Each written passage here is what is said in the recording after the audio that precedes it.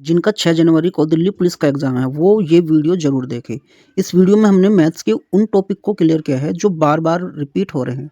अगर आप मैथ के इन टॉपिक्स को क्लियर कर लेते हो, तो आप मैथ के पेपर को बिल्कुल क्रैक कर सकते हो। तो वीडियो को बिना स्किप किए लास्ट तक देखना और कमेंट सेक्शन में कमेंट करके बताना कि वीडियो आपको कैसी लगी। तो चलते हैं अपने पहले क्वेश्चन पर। हमारा पहला क्वेश्चन है, 2 संख्याओं का अनुपात 3:5 है और उनका योग 64 है, तो छोटी संख्या क्या होगी? तो सबसे पहले हम क्या करेंगे, इन दोनों संख्या को लिखेंगे 3:5। छोटी संख्या 3 है और बड़ी संख्या 5 है और दोनों का जो जोड़ है वो है 8। इसलिए हम क्या करेंगे, 3 और 5 का जो जोड़ है वो 8 है। इस 64 को भाग करेंगे इस अनुपात के जोड़ से, 8 से। और सवाल में कहा गया है छोटी संख्या, तो छोटी संख्या जो है वो 3 है, इसलिए 3 से गुना करेंगे। 8 8 64, यहाँ 8 होगा और गुना 3 करेंगे, 8 तिया 24। तो जो छोटी संख्या है वो 24 होगी, यानी ऑप्शन बी करेक्ट होगा। चलते हैं क्वेश्चन नंबर 2 पर।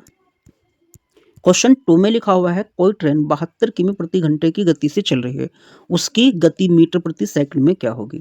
इस तरह का क्वेश्चन पेपर में 100% पूछा जाएगा। या तो चाल को मीटर प्रति सेकंड में बदलवाएगा अथवा मीटर प्रति सेकंड से किमी प्रति घंटा में बदलवाएगा।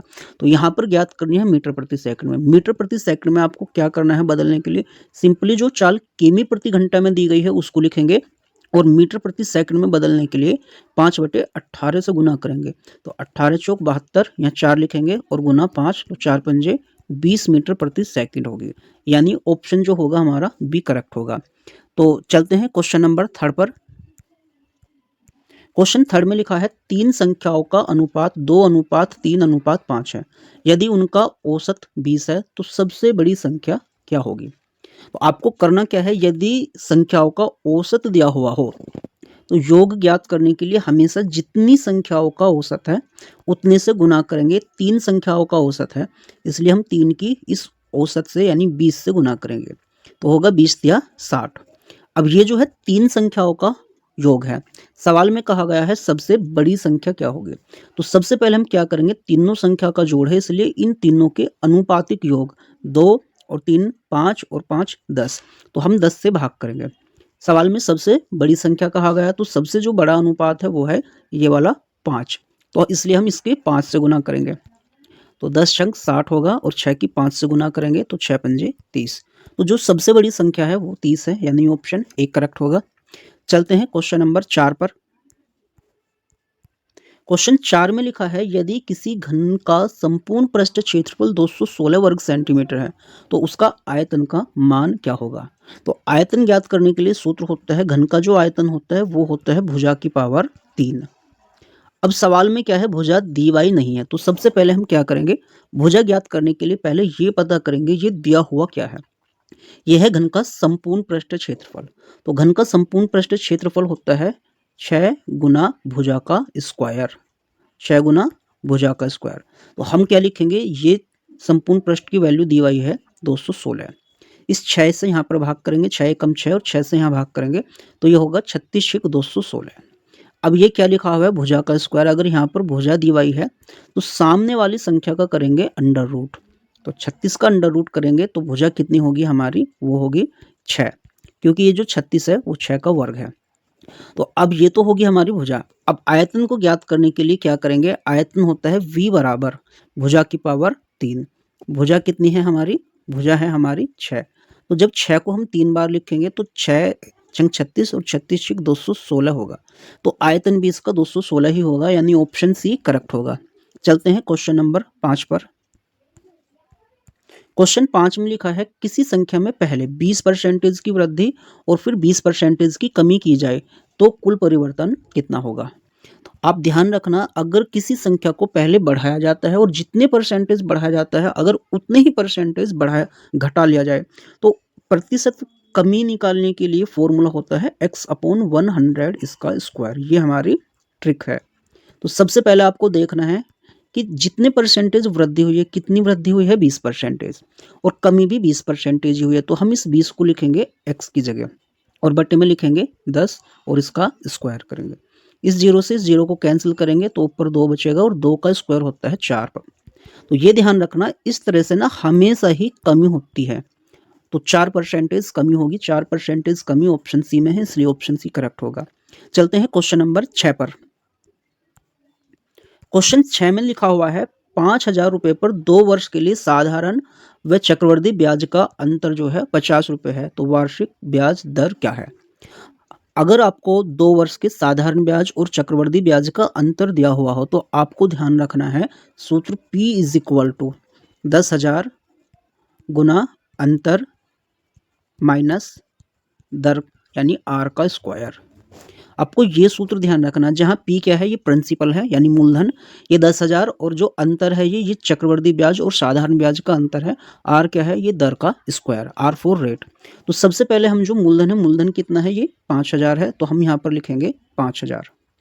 इसके बाद क्या करेंगे, ये जो R है ये अपनी क्रॉस मल्टीप्लाई करेगा, इसके नीचे 1 मानते हैं तो लिखेंगे R स्क्वायर। इसके बाद लिखेंगे 10,000 और जो अंतर है वो कितना है, 50, तो हम यहाँ पर लिखेंगे 50। इसके बाद क्या करेंगे, सबसे पहले हम इस 3 जीरो से 3 जीरो को कैंसिल आउट करेंगे, या फिर ऐसा कर सकते हैं 5,000 दूनी 10,000। तो R इज इक्वल टू कितना हो जाएगा, 5,000 दूनी 10,000, यहाँ होगा 2 और गुना में ये होगा 50। 50 दूनी होते हैं 100 और 100 पर हम करेंगे अंडर रूट, क्योंकि सामने जो R का स्क्वायर चल रहा है। अब जो 100 होता है वो होता है 10 का वर्ग, इसलिए जो हमारी R की वैल्यू होगी वो होगी 10%। 10% ऑप्शन सी में है, इसलिए ऑप्शन सी करेक्ट होगा। चलते हैं क्वेश्चन नंबर 7 पर। क्वेश्चन 7 में लिखा है किसी संख्या का 40% बराबर 320 है, तो उस संख्या का 25% कितना होगा?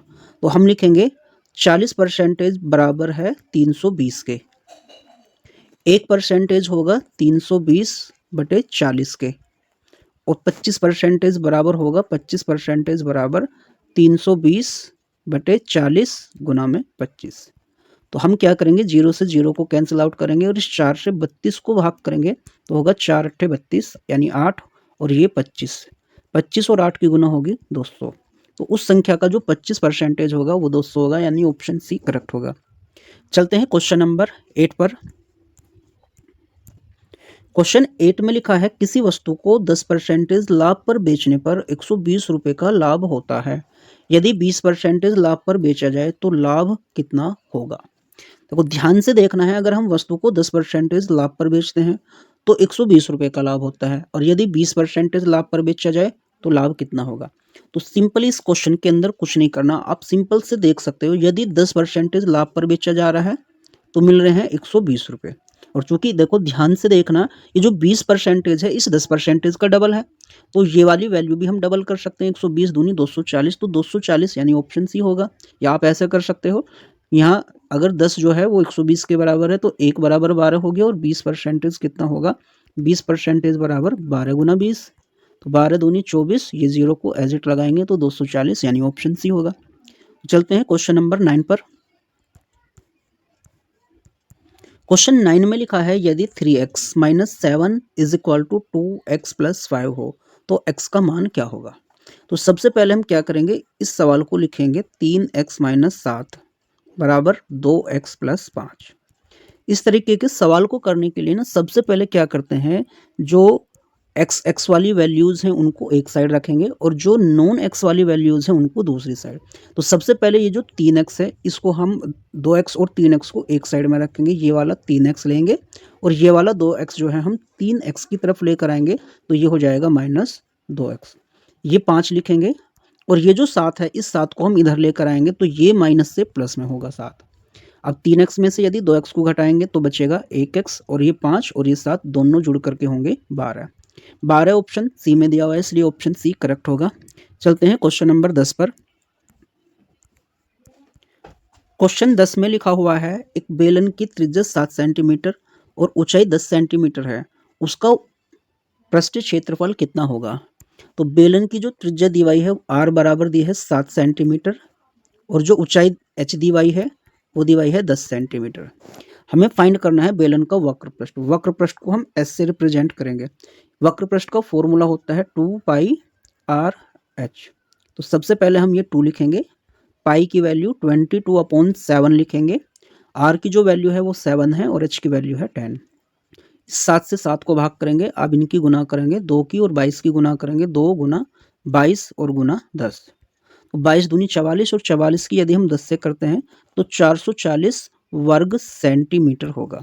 तो 440 जो है ऑप्शन सी में दिया हुआ है, इसलिए ऑप्शन सी करेक्ट होगा। चलते हैं क्वेश्चन नंबर 11 पर।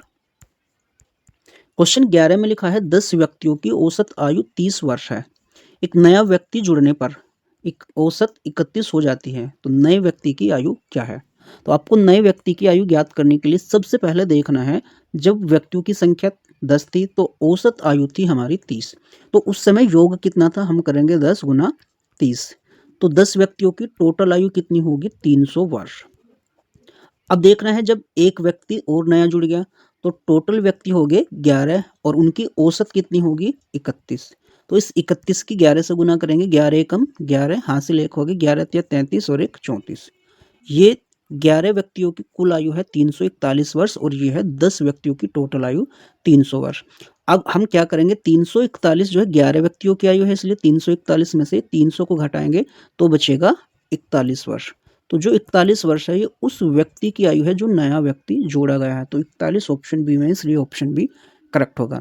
चलते हैं अपने लास्ट क्वेश्चन। हमारा लास्ट क्वेश्चन है ए बी से 25% अधिक कुशल है। बी किसी काम को 20 दिन में करता है, ए अकेला उस काम को कितने दिन में करेगा? सबसे पहले आपको क्वेश्चन की लैंग्वेज को समझना है। कहा गया है ए बी से 25% अधिक है, यानी कि अगर बी की जो कैपेसिटी है वो 100% है तो एक ए की कैपेसिटी कितनी है? वो कहा गया है ए बी से 25% अधिक है, यानी हम इसको लिखेंगे 125। अब क्वेश्चन में क्या है कि ये तो इनकी कार्य करने की क्षमता है, लेकिन इनके जो दिनों की कैपेसिटी होगी ये उल्टा हो जाएगा। ये हो गए जो 125 है ये बी के दिन माने जाएंगे और जो ए के दिन है वो माने जाएंगे ये वाले 100, क्योंकि जो इनकी कार्य क्षमता है दिनों की संख्या इनकी उल्टी होती है। सवाल में कहा गया है बी किसी काम को 20 दिन में करता है, तो ये है इनके, ये बी के दिन है और ये ए के दिन है। तो बी के दिनों को हम बी के दिनों की संख्या के बराबर रखेंगे, यानी कि बी के जो दिन है 125, 125 बराबर रखेंगे 20 के। हमें 100 की वैल्यू फाइंड करनी, तभी तो ए के काम करने के दिनों की संख्या आएगी। तो 125 बराबर 20 के हैं, हमें फाइंड करना है 100 के। तो 20/125 और गुना में लिखेंगे 100। सबसे पहले 25 से डिवाइड करेंगे, 25 चौक 100 और 25 पंजे 125।